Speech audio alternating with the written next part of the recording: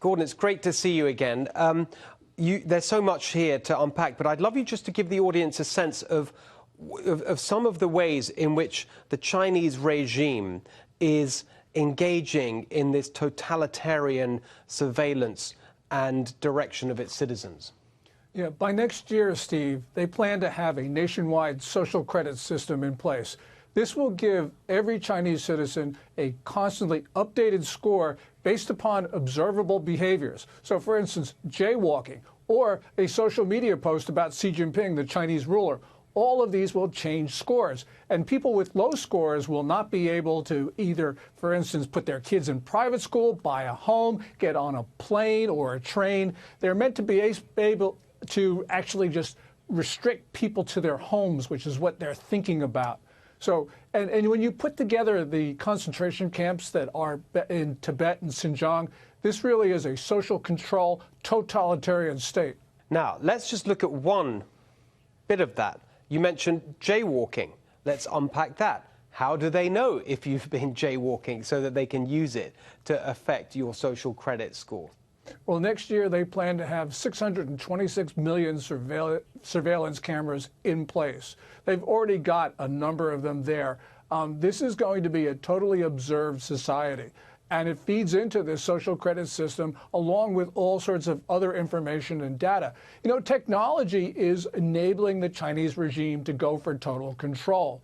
You know, we talk about China as authoritarian, but they're moving past that back to a totalitarianism, something that we haven't seen since the 1950s. What comparison are you drawing there with the 1950s? That's very interesting. Well, this is almost going back to a Maoist society, which seems hard to conceive of because we're now in a much more modern world. But because it's modern, China is able to use this technology, and they're using artificial intelligence. You know, they're using AI, for instance, to try to predict which people will commit crimes. This is Minority Report, but in reality. The surveillance is amazing because, of course, that is one of the centerpieces in 1984 of the government there. Just literally, you know, they have sort of cameras in your home, you know, screens that actually monitor what you do and report on any transgressive behavior. This is real now in China, isn't it? Yeah, it is. In the northwestern part of China, which China calls Xinjiang, and which the Muslim Uyghurs say is East Turkestan, they're now putting Chinese officials into people's homes to monitor them. And this is 24/7. So clearly, this is not just the camera in your home. This is a Chinese official there.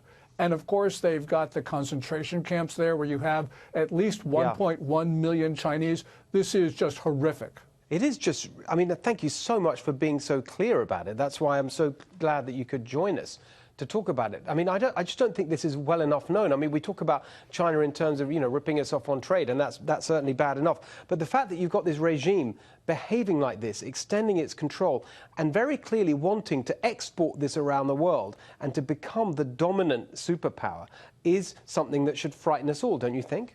Oh, well, certainly. You know, they've got these concentration camps in the northwestern part of the country. They're now building them in Tibet in the southwest. We probably are going to see them through the rest of the country as well. And, you know, they're actually scoring foreign companies. So, you know, this is an ambition to actually dominate the world with their surveillance. And, of course, they're surveilling us in our own country, Steve. So we've got to be extremely concerned about China's reach beyond its own borders. Just quickly on that point, give us some of the ways that that's happening, how they're surveilling us here. Well, the Ministry of State Security officials have been operating in the United States, especially on college campuses where there are large numbers of Chinese students. We know that Chinese diplomats and their agents actually monitor, surveil those students and tell them what to think and what to do.